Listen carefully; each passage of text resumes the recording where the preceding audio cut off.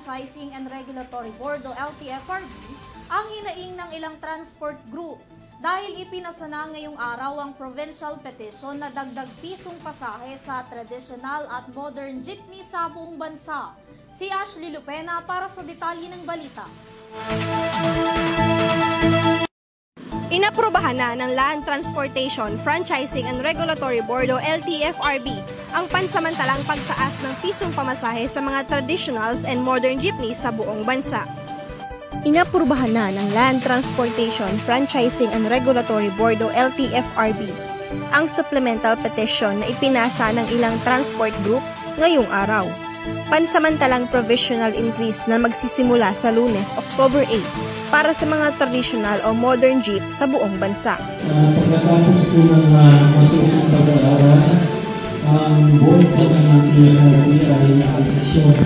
Unang po yung provisional increase, tapos na provisional pangsamantalang po ito. Binigyan muna ng LTFRB ng solusyon na dagdag na pisong pamasahe sa mga jeepney habang kanilang masusing pinag-aaralan pa ang permanente na 5 pisong dagdag sa mga jeepney sa buong bansa.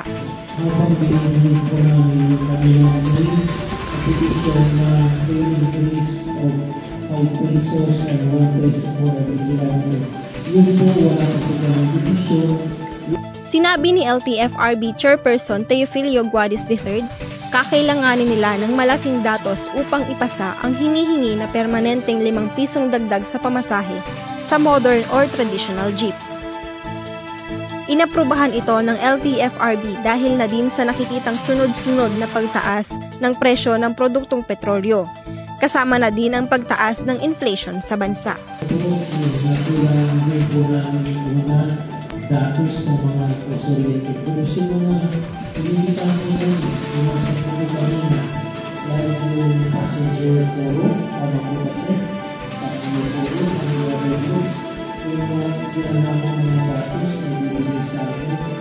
Datos galing sa National Economic Development Authority, para malaman namin kung mag-epekto nito sa inflation ng bansa.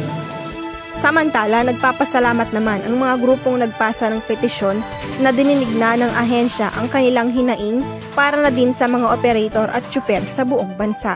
Nagpapasalamat sa pagdinig na ginanangin ng board nila Chairman Jojo Guadis, Engineer Patches at Atty. Leynes Paras para doon sa aming petition na provisional increase of 1 peso. At ito nga po i-effect namin sa linggo ng alas 12:01 ng madaling araw.